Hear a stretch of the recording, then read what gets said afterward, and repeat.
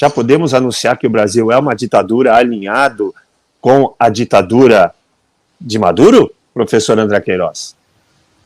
Olha, é lamentável isso, porque, veja bem, antes que a nossa audiência, antes que você encontre um amigo seu, esquerdistazinho, tá? E ele vai querer fazer aquela coisa que eu sempre falo aqui, que é a chamada falsa equivalência e o duplo padrão.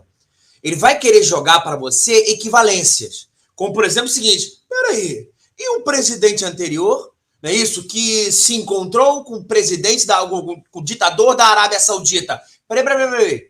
Uma coisa é ter relações econômicas internacionais, que tem que ser com todo mundo, e outra coisa é ter a recepção que ele teve, com perdão da palavra não, com a realidade, um criminoso internacional, por crimes de terrorismo, por crimes de tráfico internacional de drogas e por crimes de corrupção, independentemente do que ele faz com o próprio povo. Eu peço desculpas agora que eu posso errar agora o número, não sei se são 3 milhões ou 7 milhões de venezuelanos que foram embora. Me conserta, que é tanta gente, pode me consertar. São 7 milhões mesmo, 7 milhões mesmo, professor. Entenda, Caivano, não é o cara que está fugindo do país, não. O cara que está indo embora da sua própria casa para qualquer lugar, que aquilo ali é uma desgraça. Ou então, melhor, uma maldição. Que alguns malditos querem copiar a maldição. Então tem coisas... Eu não estou dizendo se é democracia ou não, tá? Porque existem os índices democráticos. Tá? Então, por exemplo, você tem, por exemplo, numa democracia, você tem a liberdade de expressão. E você está vendo se esse governo está ou não querendo dar liberdade de expressão. Olha o governo anterior. O governo golpista, fascista, taxista, misógino, anti-indígena, entendeu? Genocida. Mas foi o primeiro que eu falei. Estava a liberdade de expressão. Não é isso? Esse governo agora está falando o seguinte, olha só, outra coisa, alternância de poder.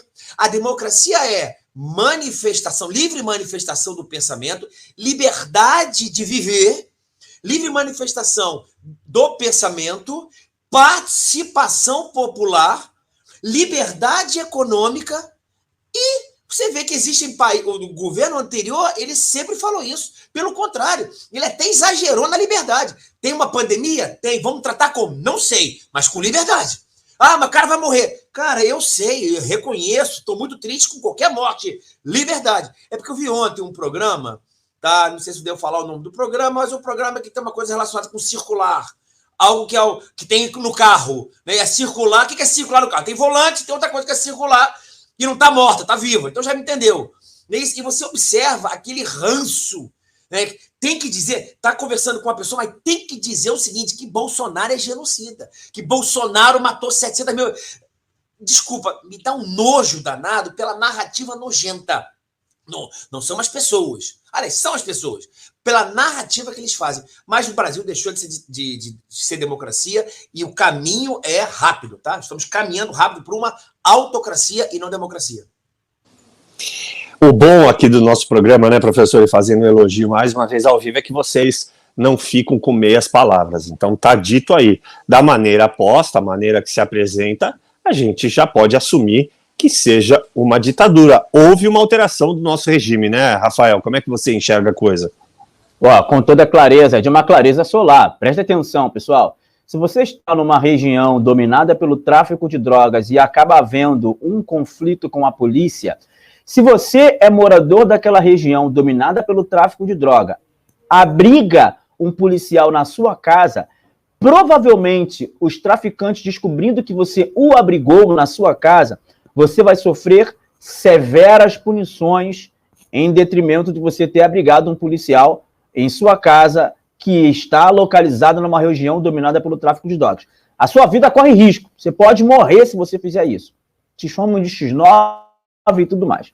Se você estiver numa área que não é dominada pelo tráfico de drogas e ocasionalmente acontece uma troca de tiros entre bandido e policial, se você abrigar o bandido na sua casa, se você abrigar, guardar, proteger ele na sua casa, e se a polícia souber disso, possivelmente, fatalmente, você será preso por ter abrigado um bandido na tua casa. Entenda, o bandido não invadiu tua casa, você abrigou na tua casa. O que está acontecendo com o Brasil, de maneira simples, falando para a nossa audiência que é qualificada e maravilhosa, é exatamente isso. Nós estamos abrigando na nossa casa um ditador sanguinário, genocida, bandido, que matou direta e indiretamente milhões de venezuelanos. Ah, mas não foi o Nicolás Maduro que implementou a ditadura, foi o Hugo Chávez, e o Nicolás Maduro era braço direito do Hugo Chávez, cuidando dos interesses internacionais. Barra de ouro, dinheiro vivo, narcotráfico, todas as relações internacionais que a Venezuela tinha, era dirigido e coordenado por esse homenzito chamado Nicolás Maduro. E se hoje ele é, né, o ditador da Venezuela, porque esse legado foi passado, porque não existe eleições legais, livres e sem lisura, e com lisura, perdão, na Venezuela. Lá nós podemos dizer com todas as palavras, a eleição venezuelana, lá a gente pode dizer sem medo, são fraudadas.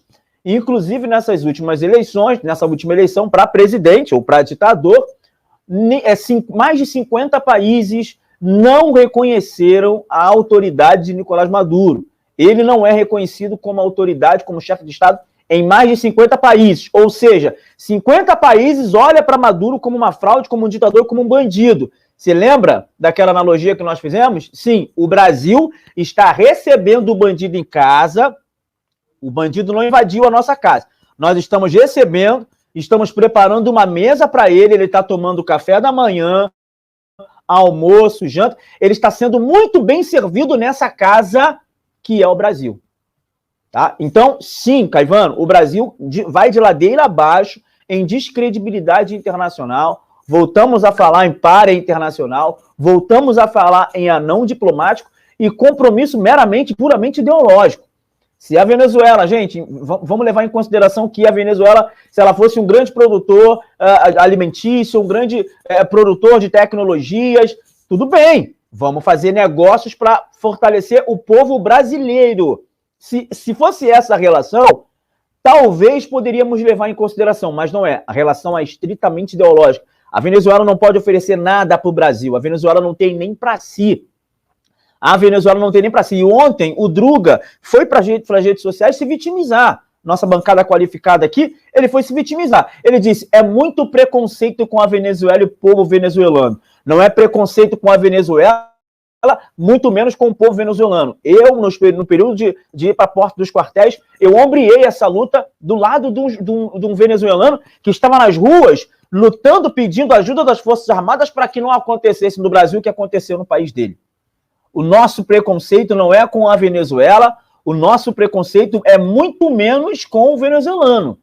Agora, nossa injúria e a nossa raiva é contra o governo maldito que está na frente daquele país. É contra o ditador maldito que mata milhões de pessoas, direta e indiretamente, que está no controle daquele país. Essa é a nossa revolta e o Brasil volta a ser, infelizmente, Caivano, pária internacional. Para dizer o mínimo, assim, para ser muito educado, é de se lamentar, né, Rafael e professor. Mas olha só, eu vou ler para vocês aqui algumas matérias, eu vou reunir 4 aqui para a gente não alongar demais e não se perder. Então, a dívida da Venezuela para com o Brasil está da ordem de 1,27 bilhão de dólares. Eu vou estimar aqui algo próximo de 8 bilhões de reais. O Maduro diz que pedirá aos países sul-americanos que solicitem o fim das sanções dos Estados Unidos à Venezuela. O Lula, por sua vez, se encontrou fizeram uma reunião juntos ali no Palácio depois de apresentação, segundo o jornal, exagerada do Lula para com Maduro, que teve honrarias de chefe de Estado. A pergunta vai ser igual para os dois, eu não vou nem interromper em nenhum segundo. Até a eleição do segundo turno, no dia 31 de outubro, era proibido unir a figura de Luiz Inácio à figura de Nicolás Maduro, professor. O que mudou de lá para cá? Eu até colei no grupo a decisão do TSE. Nós temos um grupo aqui que nós falamos das notícias antes, né, pela manhã. Eu colei a decisão do TSE impedindo que o Bolsonaro falasse... Bolsonaro não, o presidente da República, tá? Presidente da República, chefe do Poder Executivo. O Poder Judiciário, não é o Poder Judiciário a cúpula do Supremo, não. É o TSE, que é o que está abaixo do Supremo, ok? Impediu que durante as eleições o presidente da República falasse que esse senhor, não é isso? Para não atrair o mal, senão a internet cai, um raio cai na cabeça da gente, entendeu? Falasse sobre uma verdade, porque agora é verdade. Você lembra quando ele foi impedido de falar da viagem dele para o enterro da rainha à época? Se lembra que ele impediu de mostrar as imagens do 7 de setembro com a galera de camisa verde e amarela? Ele impediu de falar verdades. E o outro lado foi permitido falar o seguinte, que ele era genocida, a cabeça dele é bola de futebol, que ele pintou um climazinho com 2 mulheres, adolescentes. Cara, é de uma clareza. O ministro do TSE, dever cumprido, missão dada é missão cumprida, tá tudo, como é que fala? Tá tudo nosso, uma coisa dessa, tá tudo dominado. Não importa o que ele falou, o que importa é a ideia. Agora, só para informar para a nossa audiência, para elas entenderem o seguinte, eu falei aqui, não queria dar metade, né? Dividir o seguinte, existem critérios de democracia, tá? Aí você mesmo vai respondendo o que você acha. Um país com democracia plena, sabe o que ele tem? Liberdades civis. Quer dizer, eu posso ir para onde eu quiser, eu posso falar o que eu quiser, inclusive na internet. Fica aí a pergunta para você. Liberdades políticas, o que é isso? Rigidez no sistema eleitoral. Não estou falando nada, é você que diz o que você quiser. Não é isso? Um poder judiciário independente que não influencia os outros poderes. Você responde o que você quiser.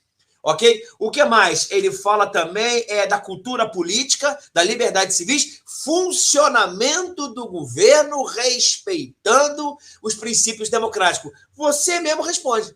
Vivemos numa democracia plena? Aí ele continua a definição. Olha, você tem as democracias imperfeitas, onde existem alguns problemas, mas vou falar, na democracia imperfeita, você tem um probleminha entre os poderes, porém, as eleições, elas são livres. Isso é definição da revista The Economist. Eu não estou falando nada. Por favor, não quebre o canal, não derrube o canal. Estou falando um critério da Economist. Aí você tem os regimes híbridos, não é isso? Que tem um probleminha maior. E, por último, os regimes autoritários. Entendeu? Nos regimes autoritários, eu tenho fraudes eleitorais. Não estou falando nada, estou definindo. Tenho fraudes eleitorais, eu tenho limitação da liberdade de manifestação, eu não estou falando nada.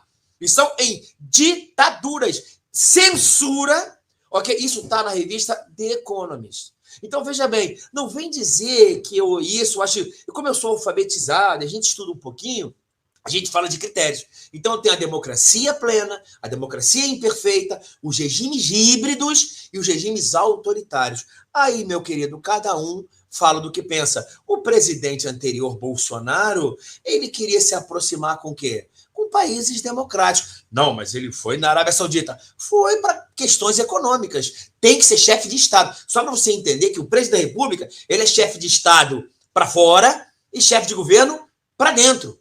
Então, quando ele tem relações com a Arábia Saudita, mas o pessoal mata o pessoal. Legal, relações econômicas. Quando eu faço uma relação econômica, uma diplomacia, não significa dizer que eu concordo com tudo que ele faz. Agora, eu não quero ter relações com um criminoso internacional. E eu quero me alinhar aos Estados Unidos. Então, entre me alinhar aos Estados Unidos e a Venezuela, se o cara não for um idiota, um imbecil, um cara que tem poucos neurônios, o cara fala, eu prefiro que o Brasil tenha relações comerciais com os Estados Unidos. O outro cara, não. Eu devo 1,7 bilhão de dólares, que está em torno de 6,5, 7, 8 bilhões de reais. Ele vai dizer que vai pagar com meios alternativos. E, dona Maria e seu José, essa dívida veio do BNDES. É dinheiro teu, vírgula. Porra, ponto. Não é dinheiro da minha mãe. Aliás, é dinheiro da minha mãe também. Não é dinheiro do Pinóquio. Não é dinheiro do Retorno de Jedi. Não foi lá do sistema imperial, da Estrela da Morte. É dinheiro nosso. É o dinheiro do BNDES, que era para construir estrada, construir metrô, construir uma ponte, que eu pego, desculpa, audiência, a porra do dinheiro e financio a Venezuela. Metrô, Porto de Mariel. Quer dizer, é só para ter uma ideia. O negócio é mais nojento do que a gente imagina. Pois é, professor. Ô, Rafael, ontem a gente já falava do famoso déjà vu, né, ou déjà vu, depende aí de quem quiser uma pronúncia mais afrancesada mesmo, mais original. Mas tudo isso aqui já foi avisado e a gente está vendo acontecer. Não era possível ter impedido, mas eu vou te deixar falar sobre isso, mas voltar a essa questão de tudo que eu já falei. Tem mais uma aqui, ó. Segundo o Dilma elegido, o presidente, os embargos protagonizados pelos Estados Unidos contra a Venezuela são piores do que uma guerra. É sempre, olha, essa desculpa é muito esfarrapada, né? Sempre essa desculpa dos socialistas e comunistas.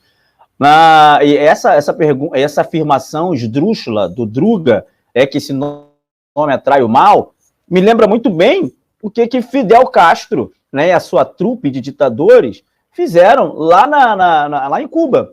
Lá em Cuba era o seguinte: o problema de Cuba, antes da Revolução Cubana, é que tinha muita influência e muito capital dos Yankees norte-americanos. A nossa ilha, nós não temos soberania porque os Yankees, os americanos, estão aqui influenciando no filme, na cultura e na economia. Então tem muita influência norte-americana. E o que eu vou ter que fazer? Eu tenho que expulsar os norte-americanos daqui, eu tenho que tirar a influência política deles daqui, tenho que tirar o dinheiro deles daqui. Tá bom, ok. Os norte-americanos saem de Cuba e tudo mais, a revolução acontece. Quando o problema acontece, quando o povo começa a passar fome, quando o povo começa a comer resto de comida em lixos, quando o povo fica sem saúde básica, sem educação básica, sem nada, aí o que eles falam? Isso que o Lula acabou de falar. Mas os americanos que embargaram, os americanos que tiraram os recursos daqui, que nos colocaram numa situação desconfortável. Ora. O problema não era os americanos, o problema não era a influência dos americanos no país, o problema não era o dinheiro norte-americano, agora o problema é a ausência dos americanos. Então a desculpa é esfarrapada, desculpa esfarrapada. O Lula chegar e falar que o que a Venezuela sofre é pior do que uma guerra, é que o que a Venezuela faz é pior do que a guerra da Síria, meu Deus do céu. Pode procurar saber quantas pessoas morreram na guerra da Síria e quantas pessoas morreram pelas mãos dos ditadores venezuelanos. O que os ditadores, fazem é pior do que a guerra na Síria. Esses ditadores comem carnes de ouro, com fio de ouro, aguil, com picanha prime e tudo mais, enquanto o povo deles, os venezuelanos, comem lixos, reviram lixos, e até a atual data, mais de 7 milhões de venezuelanos saíram dali para ir para qualquer lugar. Em Roraima, por exemplo, é o estado mais bolsonarista do Brasil. Por que será que Roraima é o estado mais bolsonarista do Brasil? E nas eleições foi quase 99% das urnas apuradas a favor do presidente Bolsonaro. Porque é a fronteira com a Venezuela. Eles estão vendo de lado, cara a cara ali, o que acontece no país vizinho. Então, essa afirmação do Lula é uma afirmação infame, infantil, e é a desculpa esfarrapada. Desculpa esfarrapada para dizer que o socialismo, para não afirmar e não dizer que o socialismo sempre dá errado, o comunismo sempre dá errado, e não é na Venezuela, não é em Cuba, não é na Nicarágua, não é na Coreia do Norte que vai dar certo. Vai dar errado, e se eles ousarem implementar isso aqui, a gente tem que se levantar, Caivan. Eu espero que a gente não aguarde não ter mais retorno, não ter mais ponto de retorno, o tal ponto de inflexão, né, Rafael? Agora, para retomar, assim, é muita coisa, tá, pessoal? Eu não tô conseguindo acompanhar o nosso chat, mas imagino que todos estejam acompanhando, estarrecidos do que vem acontecendo, que a gente anunciou desde ontem, né? Agora, olha só essa ONG aqui, ó. O WOLA, ela chama, Escritório de Washington para a América Latina, criticou as falas de Dilma elegido como graves violações de direitos humanos, porque não são uma narrativa. A dor das vítimas não é uma narrativa. A abertura de investigação à Venezuela na parte do TPI, né, o Tribunal Penal Internacional, não é uma narrativa. A Venezuela quer voltar à democracia. Isso se consegue construindo com verdade e justiça. É óbvio, professor, que isso aqui foi uma resposta clara e evidente e direta também à fala do Dilma elegido, que disse que tudo o que aconteceu de ruim na Venezuela é porque os outros criaram narrativas. E ele sugeriu ao Maduro que mude a sua própria narrativa. Tá perfeito, né? Ele mesmo falou. O Druga, ele falou. Olha, a Venezuela tem que fazer uma narrativa para rebater e ganhar da narrativa que foi feita contra você. É narrativa contra narrativa. Entenda a audiência qualificada. Narrativa é um discurso retórico. Ele já fala, já querendo ter razão, não é embasado em fatos com a verdade, é embasado no querer ter razão. Só para vocês entenderem, a audiência, o que houve com esse presidente e com Juan Guaidó? Tá? Ele tentou dissolver a Constituição.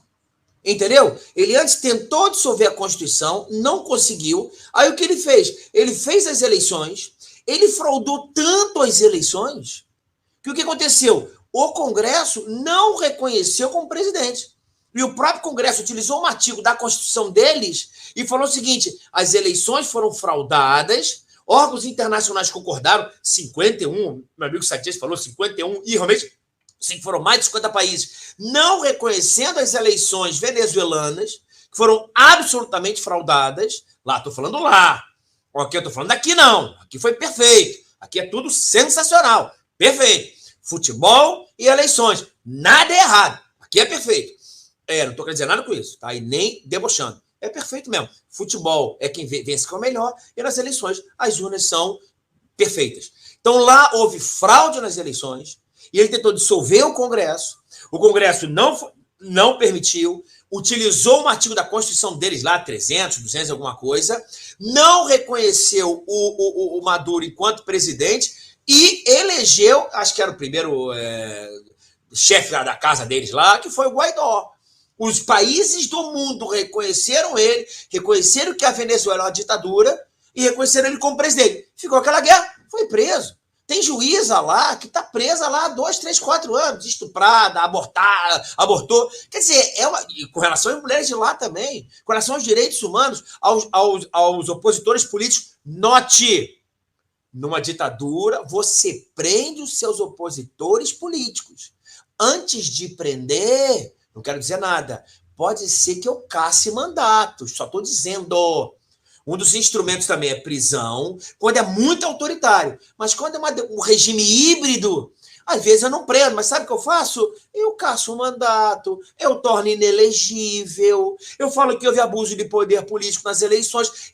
Por favor, não estou querendo dizer nada. Estou falando de um país fora do nosso sistema solar, é um sistema Nárnia. Narnix é assim que faz. Então, como é que eu vou dominando o poder? Quando existe um cara que é meu mentor intelectual do meu partido, ele fala o seguinte: o meu partido de Nárnia, ele precisa de 3 mandatos. São 12 anos para a gente poder instituir o que nós queremos. Não existe alternância de poder. Eles falam isso numa democracia. Só para a nossa audiência entender. Qual é a diferença de uma democracia para uma monarquia? O rei é rei para sempre. Vitaliciedade. Você lembra da rainha da Inglaterra? Não morre nunca, não que nós quiséssemos, claro. Mas é uma brincadeira. Num sistema democrático, num sistema res publicano, tem que ter mandato temporário. Por isso tem prazo de 4 anos. Aí o indivíduo fala, nós precisamos de 12 para instituir o que nós queremos. Pelo amor de Deus, você vai falar o que você quiser. Isso é qualquer coisa menos direção democrática. Eu não estou defendendo Dallagnol, mas a cassação dele não foi ilegal. Não foi abusiva, não foi inconstitucional, foi teratológica, que é uma loucura o que fizeram. A prisão do Daniel Silveira, eu discordo completamente do que ele falou, ok? É uma loucura!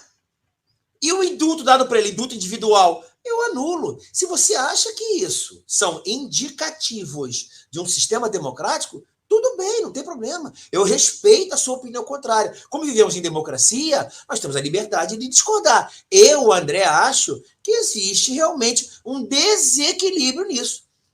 Quando eu vejo um presidente de um governo que para mim é maldito, entenda, tá? Novamente, para você construir um patrimônio, você demora a vida inteira. Para você destruir o seu patrimônio democrático, às vezes você destrói rápido. Só para você ficar tendo Dona Maria e seu José, se liga. Esse se liga é um aviso sinistro, né? Deixa eu passar para você aqui uma outra questão, Rafael, já unindo a essa aí que eu falei para o professor. Visita de Maduro ao Brasil piora clima no Congresso em semana decisiva para o governo. A gente anunciou ontem que aquela MP que regulariza, né, os novos ministérios, ela está para caducar em 2 dias, né? Depois de amanhã, no dia 1º. E aí ele faz isso, sinalizando que está alinhado com ditaduras. Muito provavelmente esse quiprocó pode sobrar no colo dele, né, Rafael?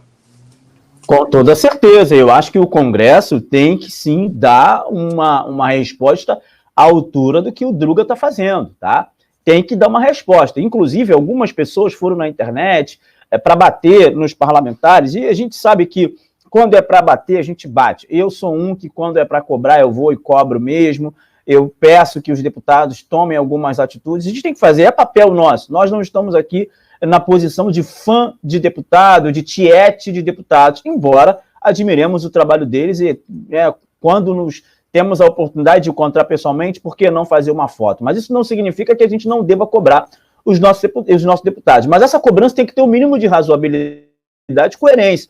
Algumas pessoas influentes na internet estavam dizendo assim, os nossos parlamentares não fizeram nada. Quando o Druga foi em Portugal, a oposição preparou uma manifestação contra ele.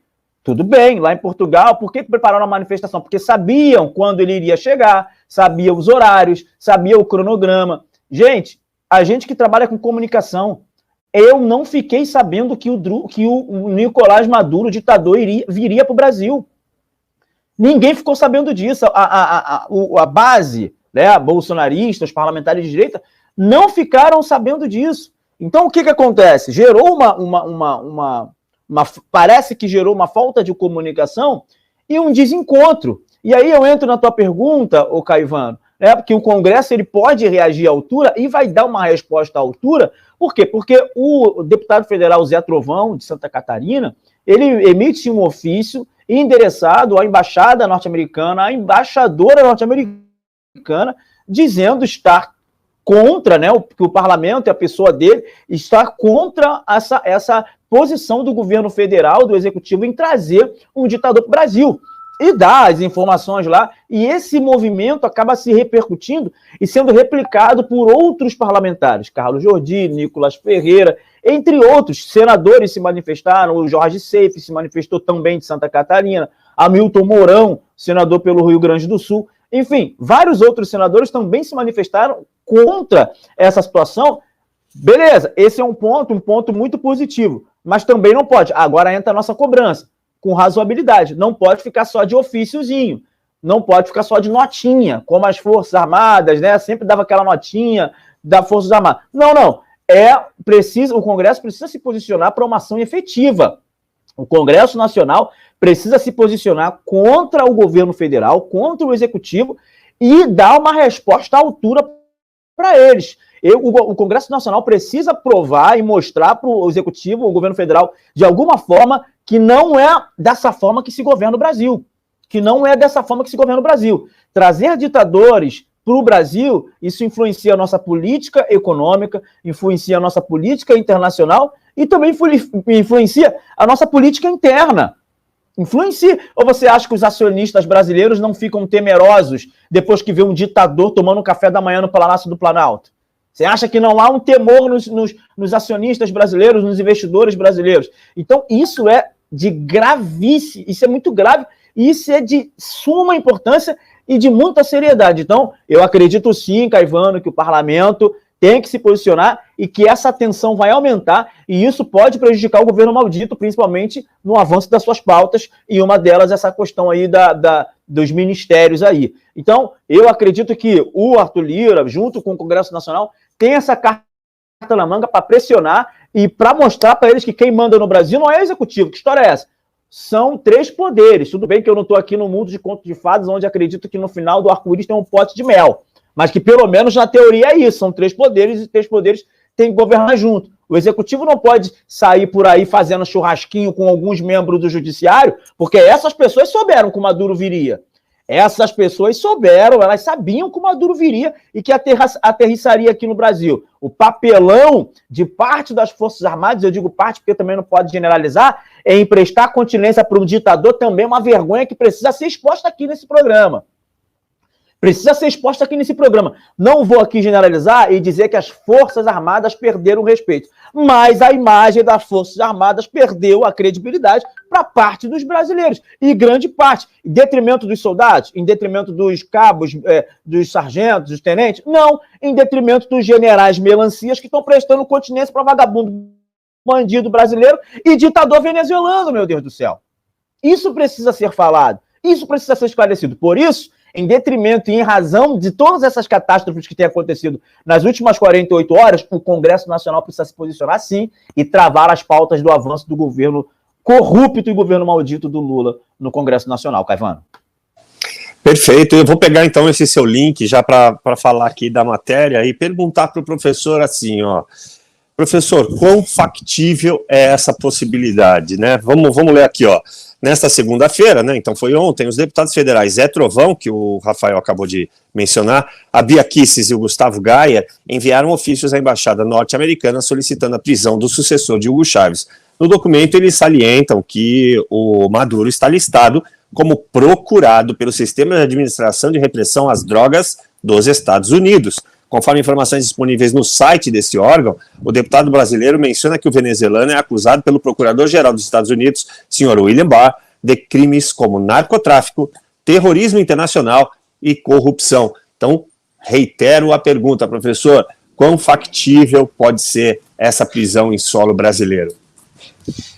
Só para a sua audiência entender que existe hoje, né, no Estatuto do Migrante, Estatuto de Imigração,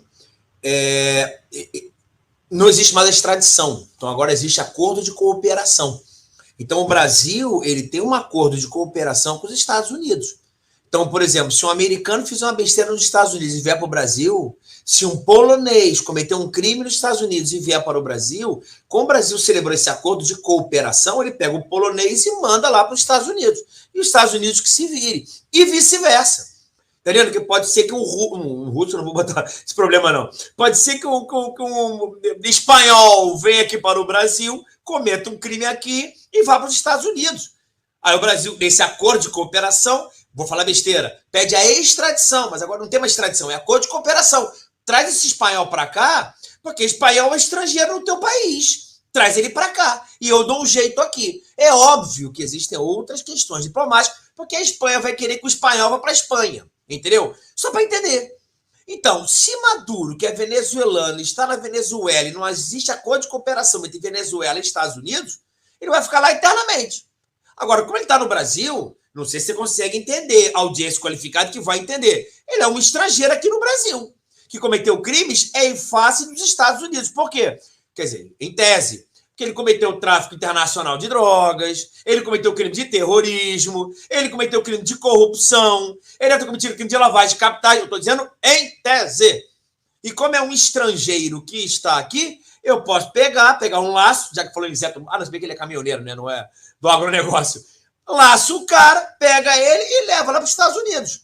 De maneira bastante simples. É claro que existem outras situações diplomáticas, mas não seria de todo inviável. Tanto é que existe uma recompensa de 75 milhões de reais, se não estiver errado, aí são 15 milhões de dólares para ele. Então, quer dizer, é só para a gente entender que em âmbito internacional, tá, nos países democráticos, nos países que respeitam a democracia, lá atrás, quando os países democráticos reconheceram que houve um golpe de Estado, ofensa a direitos humanos, não é isso? Ofensa ao próprio povo venezuelano, os países reconheceram que ele é uma ditadura. Só para a nossa audiência entender, o meu amigo Caivano vai falar muito melhor do que isso, do que eu vou falar agora, mas muito melhor, porque ele estudou sobre isso.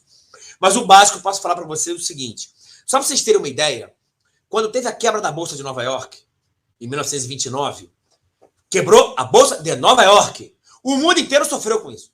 A economia do mundo inteiro ficou meio que de cabeça para baixo. E o mundo falou o seguinte, caramba, nós não somos tão soberanos. Porque se a Bolsa de Nova York quebra, o Brasil fica meio estremecido economicamente. Foi a primeira estremecida dessa coisa chamada soberania. A segunda, eu não vou citar nomes de ninguém, mas teve 7 milhões de pessoas que foram para a Câmara de Gás, com o apoio dos caras que estavam lá dentro. Olha só, esse presidente nosso, do Bigodinho, ele foi eleito.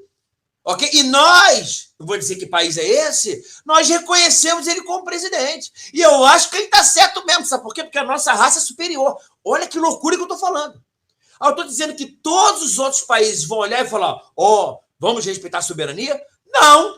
Acabou, meu irmão. Acabou a palhaçada. Então, houve uma quebra da soberania nacional. Foi a segunda grande quebra da soberania. Meu amigo Cavani vai falar muito melhor sobre isso, que eu não sou estudioso disso. O que eu estou querendo dizer com isso? Estou querendo dizer, com todo o respeito que me é possível, Venezuela, a mesma coisa.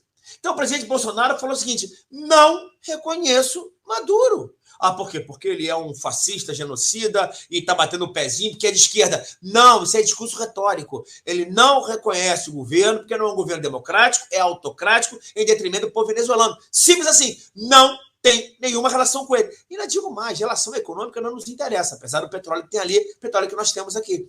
Simples assim. E o mundo falou mais ou menos do que eu estou falando. Mais ou menos. Aí chega a Druga, respeito, foi eleito, numa democracia perfeita, os sistemas eleitorais são perfeitos, tá tudo beleza, nossa democracia é fantástica, cada um pensa o que quiser, não estou falando nada. E ele foi eleito com 60 milhões de votos numa urna perfeita, rígida, que o TSE falou que é perfeito. Teve um partido que entrou com uma ação, ela foi indeferida, ela foi multada em 22 milhões e mandou para o inquérito das fake news e quase que perdiu o presidente do partido. E calha a boca. Não gostou? Cala a boca. Mas é democracia e é perfeito. Isso são fatos, o processo é público, cada um pensa o que quiser.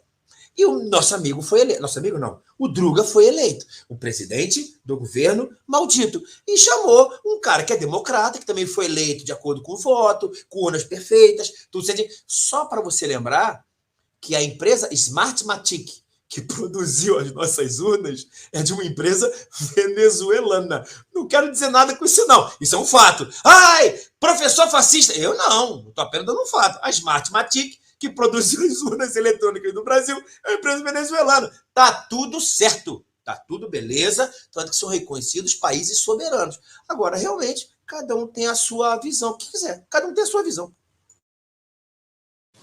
Muito bem, professor. Obrigado pela reverência aí. A questão de 1929, ela é chamada por muitos estudiosos como a tempestade perfeita para o Bigodinho, que o senhor inclusive mencionou, né? Porque ele ressurge ali para o eleitorado alemão como o salvador da pátria. Olha só que coisa, né? O salvador da pátria, vai salvar os pobres, vai salvar a Alemanha. E fez o que fez, como o senhor bem mencionou. Pelos lados de cá, Rafael, parece que realmente ele está perdendo essa hegemonia da narrativa, porque até o queridinho dele, o Felipe Neto, ou Nelipe Feto, que alguns chamam por aí, ele é um membro daquele conselhão do governo, e ele acabou de tuitar, né, tuitou acho que ontem à noite e hoje de manhã, dizendo tremendo tiro no pé. Ele ficou desgostosinho de ter feito L, Rafael, ou é meramente retórica? O Felipe Neto ficou tite, né? Ficou tite. Fica tite não, Felipe Neto. Fica tite não. Ontem ele publicou também. O valor do carro caiu, o valor de não sei o que caiu, e não sei o que o valor caiu. Feliz, né? Aí eu respondi para ele, rapaz, tá defendendo tanto esse governo que eu acho que o valor do Pix também caiu aí, hein? Olha, o Caivano, o Felipe Neto não é parâmetro para ninguém, mas é importante a gente falar, porque o Felipe Neto ele tem muita repercussão nas suas redes sociais e, a partir das eleições, ele se transformou num grande defensor do Lula. Eu acho que o Felipe Neto está na vaga, está correndo atrás da vaga do André Janones, aí da comunicação. O cara abraçou a campanha do Lula, abraçou o governo do Druga, perdão, se não me atraiu mal, e ele está defendendo com unhas e dentes por aí. Mas ontem o indefensável aconteceu, né? E de maneira triste ali, e cômica, inclusive vergonhosa, ele vai mais uma vez ao seu tweet para dizer que não, ele não concorda. Inclusive, o cara é tão maligno, tão desonesto, que hoje ele publicou uma foto do Druga com o Maduro e uma foto do presidente Bolsonaro com o presidente da Arábia Saudita. E aí, querendo ali criar aquela narrativa, não concordo com nenhuma ditadura e tudo mais. Então, assim, olha o nível. Vai ver o povo da Arábia Saudita. Vai ver as pessoas na Arábia Saudita. Sim, a Arábia Saudita tem seus problemas do ponto de vista de direitos humanos internacionais, no que diz respeito à homofobia, a essas situações, a liberdade religiosa. Tem, sim. Não só a Arábia Saudita, como muitos outros países do Oriente Médio, Países esses que o Lula aplaude pra caramba, que é o caso do Irã, que é o caso de uma série de países ali que são contra, inclusive, Israel. O único país que promove a liberdade religiosa. E em Israel você pode ser budista, você pode ser muçulmano, você pode ser islâmico, você pode ser cristão protestante, pode ser católico, ortodoxo, pode ser judeu, pode ser o que for em Israel. Em Israel você pode ter casamento homoafetivo. E esses países do Oriente Médio, inclusive, bombardeiam Israel, detestam Israel, que são países que o Druga defende, que o Felipe Neto também defende. É uma hipocrisia. É uma hipocrisia sem tamanho. Então ele quer agora tentar criar uma narrativa para colocar o presidente Bolsonaro, que é o melhor presidente da história desse país, e equiparar as duas ações. Mas foi catastrófico. A ação do Druga em receber o ditador foi catastrófica. Não tem como esconder. Não tem como tapar o sol com a paneira. Ó, e tem mais. Eu quero ouvir o senhor ministro do Supremo Tribunal Federal, Luiz Roberto Barroso, que declarou há um tempo atrás que a ditadura venezuelana era uma ditadura de direita. Ora. Ele não declarou que a ditadura na Venezuela era uma ditadura fascista de direita, querendo comparar ao governo brasileiro. Ô Roberto Barroso, nenhuma nota, você tá caladinho com a bochechinha rosinha, nenhuma nota para falar do Lula ou do Druga recebendo o ditador de direita. Ué, será que a esquerda agora está se aliando com a direita? É o famoso xadrez de 5D, é a famosa falta de capacidade de argumentação, é a famosa cara de pau que não consegue reconhecer o seu erro e tenta defender o indefensável, Caivano. Perfeito, Rafael. Essa narrativa, ela é velha já, velha conhecida, né? Porque eles tentam atrelar qualquer tipo de corrupção que eles encontrem aí, meramente uma fagulha para transformar numa grande queima de floresta amazônica, para não ver a floresta amazônica queimando por causa deles, né? Então eles tentam colar essa imagem de corrupto do presidente Bolsonaro para tentar igualar e aí limpar a barrinha bem sujinha dessa pessoa aí que está governando o Brasil. Professor, olha só, eu tinha dito que tá para vencer a MP da reestruturação, né? Ela é chamada assim, MP da reestruturação ministerial. Pois bem, ela vai ser votada hoje aqui em Brasília. Que palpite o senhor tem para isso, haja vista essa situação tenebrosa que a gente tem diante de nós? Como é que o senhor acha que o Congresso vai se posicionar, professor? É uma captura do Poder Legislativo com o Poder Executivo que está mais fraco impossível. Só para a sua audiência ter um pouco de noção, vocês viram que não ia falar não, mas a Marina Silva, ela ficou muito chateada e a Guajajara também. Por quê? Porque existe esse discurso retórico. Então, olha só, como eu sou ministra dos povos originários, dos povos indígenas, eu quero poder demarcar as terras indígenas. Somos nós que daremos o parecer com relação às reservas indígenas. Ela perdeu esse poder. E a Marina Silva, a ministra, né, isso do meio ambiente, ela tinha com ela a ANA, Agência Nacional de Águas. Então, como é que vai fazer a chamada corpos d'água, classificação de corpos d'água, mananciais? Ela perdeu esse poder. Ela perdeu também o CAR, que é o cadastro da coisa rural. É para cadastrar as pessoas para fazer o assentamento rural daquelas pessoas rural. Coisa que para ela seria, se fosse um movimento sem terra, falaria, não precisamos mais invadir. Uma coisa que não faz sentido. Não é isso? Se eu sou do movimento sem terra, eu não preciso mais invadir. Não preciso mais fechar nada. Eu posso tranquilamente ter acesso a um governo ao qual eu amo, que ele vai poder fazer as nossas reservas, a nossa delimitação, demarcação. Ok, então tudo certo. Ela perdeu também, né? Isso é outra situação também com relação às questões indígenas também. Né? Reserva indígena, quem faz e tal. Então, quer dizer, perdeu o poder. Tá? Esse ministério perdeu o poder por quê? Porque quando o governo maldito, né, com seu chefe do Poder Executivo, mandou a medida provisória, novamente aquilo que nós já estamos falando aqui há muito tempo. Medida provisória tem um prazo de 60 dias, mais 60. Depois o Congresso tem que deliberar. O Congresso, ao deliberar, mudou um montão de coisa. Tá entendendo? COAF, que é o conselho lá que estava com Haddad, agora vai para o outro. Quer dizer, ele, que está no Banco Central, né? Porque o COAF, só para a nossa audiência entender, não é nada complicado, não. É um conselho que vê a movimentação financeira e fica no Banco Central. A senhora, dona Maria, se tá na sua conta, se entra na sua conta R$ 500 e sai 200, é uma movimentação não suspeita. Aí, de repente, entra 4,3 milhões de reais na sua conta. E a senhora compra apartamento de 3 milhões e meio. O cofre vai explodir de olho. O que está vendo com a dona Maria? Isso é movimentação suspeita. Então, o COAF, ele controla isso também. Entendeu? Isso estava com o Ministério da Fazenda. Agora voltou para o Banco Central. Pé da vida. Então, eu quero que você... Por quê? Porque o Congresso, quando olhou a medida provisória, falou, eu vou fazer alterações. E mando para você sancionar ou vetar. Esqueça, se você vetar, volta para a gente, que a gente pode derrubar o veto. Então, o Druga, ele tá meio assim de mãos atadas. E outra coisa, Drugão, quando tinham 20 ministérios, tu meteu 37 e chamou a carreta furacão. Botou ministério, olha que coisa linda, tá? Chama, nada contra, vou citar o nome agora, não é isso? Aniele Franco, nada contra, muito menos. Marielle Franco, que Deus a tenha, tudo certo, perfeito, gente, ok. Mas eu preciso saber se ela tem capacidade para administrar um ministério. Simples assim. Ah, mas eu fiz 2 meses de economia. O ministro está fazendo para dirigir um país de 220 milhões de pessoas. Não tenho nada contra Fernanda Haddad, nada contra Aniele Franco, nada contra Margarete Menezes. O que eu tenho contra? Você canta legal, show de bola. Só que você precisa administrar um ministério, vírgula. Porra, ponto. Faz a pergunta. Dará de um dado um D. Não vai dar. Não vai não dar de um D. Entendeu? Então, não é nenhuma crítica às pessoas, mas é aquilo que são atribuídas a ela. Aí o cara fez a Frente Democrática contra o fascismo. Você lembra disso? Você lembra que na passada foi ele não? Ele nunca, não colou. Ele não, misógino, ele não colou. Aí no segundo colou, genocida, fascista, estuprador de menininhas. Teve otário que foi lá e fez o 13.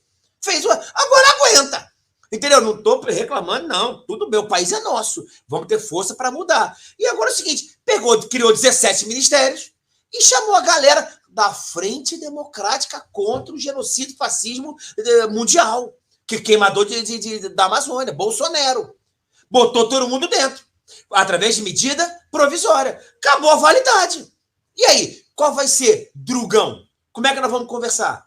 Tu ainda vem com troço fiscal louco. Você quer acabar com o teto. Tu quer a porra toda, filhão? Você é louco? Se lembra que antes dele começar o governo, ele pediu uma permissividade, parece que 210 bilhões para gastar? Ele já pediu lá atrás. Doutora, Dona Maria e seu José, não é com dinheiro de Nárnia, não. É com teu, porra. Mas veja bem, é para incluir o pobre no orçamento. Vou incluir o pobre no orçamento. Mas ele está me incluindo? Peraí. Mas o BNDES tem dinheiro público? O que ele está dando para Maduro? É para incluir o pobre no orçamento, o pobre da Venezuela. E o pior, quando eu dou para Maduro, ele inclui o pobre no orçamento ou mata o pobre? Ele vai e mata o pobre, manda o pobre comer lixo. Na boa, tá claro. O problema é que a narrativa de esquerda ela é dissonante da realidade. Os fatos, quando fala do mundo... Tá, alguma coisa genro, o meu amigo Satier pode depois me ajudar. Não, nós somos os novos comunistas. É um neossocialismo. Mas olha só, o socialismo deu certo aonde? Não importa, é o novo socialismo. Então nós vamos criar um novo socialismo para adaptar as realidades do nosso país. Sabe como é que é o nome disso? Tem um termo jurídico. Isso é babaquice. Juridicamente você faz a peça. O nome disso é babaquice. Que engana babaca, engana otário, engana idiota, engana imbecil. Agora, você olhando para trás... Nós tivemos uma galera aí que fez aquilo e não é possível que não esteja arrependida. Eu não acredito. Mas, novamente, tem um amigo meu que falou o seguinte, ele tem um grande defeito. Ele fez uma frase capacitista, porque falou que criança com autismo não tem parafuso. Isso é inaceitável. E o arcabouço fiscal, tá tranquilo. E o PL das fake news, tá tranquilo. E o Venezuela, tá tranquilo. O que ele não pode fazer, o que é um absurdo, é falar que criança tem parafuso a menos. Olha, professor, o senhor está irretocável hoje, viu? Sensacional! Só não respondeu, o Congresso vai aprovar ou não? Vai, debate pronto. Vai com emendas, foi mal. Vai com emendas, entendeu? Tá bom. Foi mal, Rafael, mal. Imagina. Rafael, e tu? Como é que você enxerga essa questão? Ela é séria, o relator, inclusive, deu uma declaração a uma mídia dizendo que o governo não o procurou para conversar. Eu não sei que tipo de conversa de fio de bigode deve ser, né? Se é que vocês estão me entendendo. Olha só, tem aquela conversa de quando o soldado do Tropa de Elite vai pedir férias, que é direito dele, inclusive, por sargento. Ele falou, querido, ele quer tirar férias aí. Ele quer tirar férias dele, pessoal. Rapaz, se você quer rir, você tem que me fazer rir. Então, talvez essas articulações que o Congresso esteja esperando sejam as balas pretas chegando pelas portas dos fundos. Mas, assim, eu acredito que vai ser uma briga ali acirrada, mas com emendas, vai ser aprovada com emendas, entendeu? Perfeito, Rafael. Então tá bom. Então a gente está unânime aqui também. Creio que vai ser aprovados com emendas e que essas emendas vão causar um transtorno, uma dor de cabeça gigante para esse governo, porque é o que o Congresso está tentando, mostrar o seu poder. E até que veio em boa hora, apesar de bem tardio. Acho que todo mundo concorda com isso, né? Professor André Queiroz, muito obrigado pela sua brilhante participação, como sempre. Hoje o senhor estava sensacional, como eu disse. Rafael Sattier também sempre brilhante, mas mais contido hoje, né? Preferiu ficar só no sapatinho, como se diz. Rafael, muito obrigado. Tá